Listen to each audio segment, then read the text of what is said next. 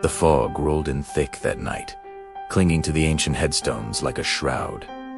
It was my first shift. Alex, the new night watchman. Old man Hemlock, the retiring guard, met me at the rusted iron gates. His face was a roadmap of wrinkles, each one telling a story I didn't want to hear. He pressed a heavy ring of keys into my palm. His hand was cold, skeletal. 3 rules, son, he rasped, his voice like gravel. You follow him, you might see sunrise.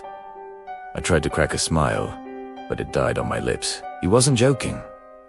Rule 1, he said, holding up a crooked finger. Never whistle after midnight. It attracts the lonely. He paused, letting the words hang in the chilling air. Rule 2.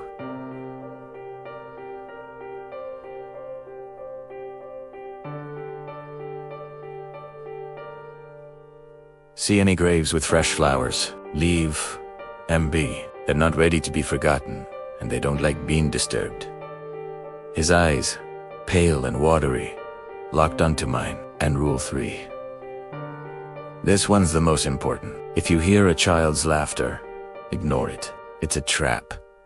He turned to leave, his stooped form already being swallowed by the mist. Then he stopped and looked back over his shoulder. One last thing, he added, his voice barely a whisper.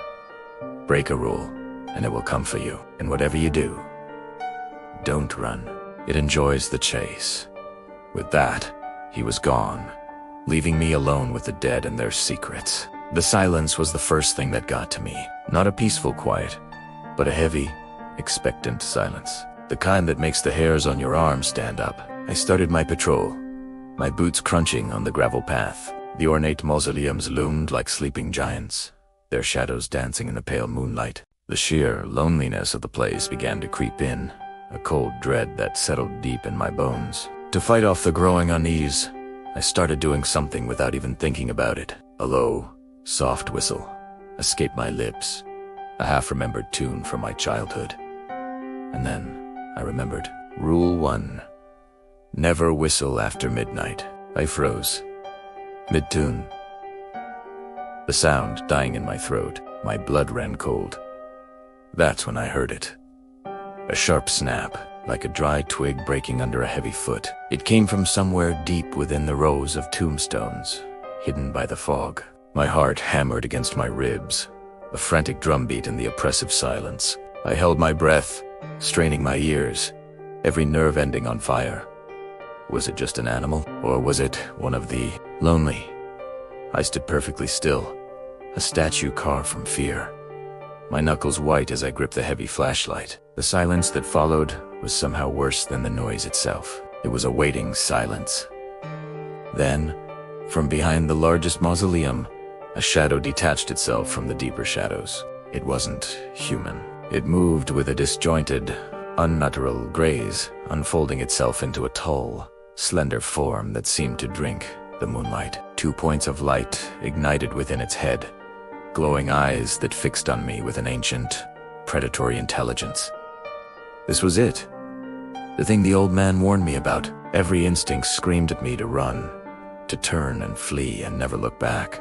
But Hemlock's final words echoed in my mind. Don't run. It enjoys the chase.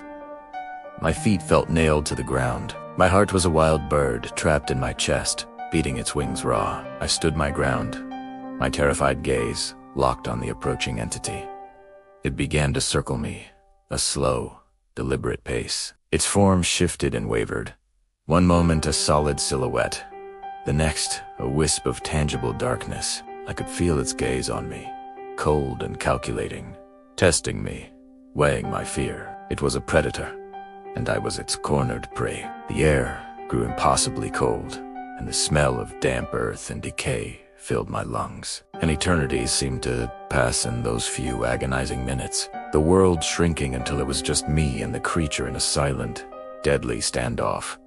Just as I felt my resolve beginning to crumble, a faint gray line appeared on the eastern horizon, the first hint of dawn. The entity stopped its circling. It recoiled as if struck, the faint light of the approaching morning acting like a physical blow. Its glowing eyes flickered and dimmed, with a final silent hiss that felt more like a thought in my own mind than a sound. It its form unraveled, dissolving into the lifting morning mist, until nothing was left but the cold, damp air. I was still standing there when the sun fully rose, bathing the graveyard in golden light. I had survived, but as I walked back toward the iron gates, the heavy keys feeling like lead in my pocket, I knew a part of me would never leave that place. The terror of the night was now etched into my soul, a permanent shadow that the morning sun could never quite chase away. And I knew, with a certainty that chilled me to the bone, that I'd be back when darkness fell. The graveyard was waiting,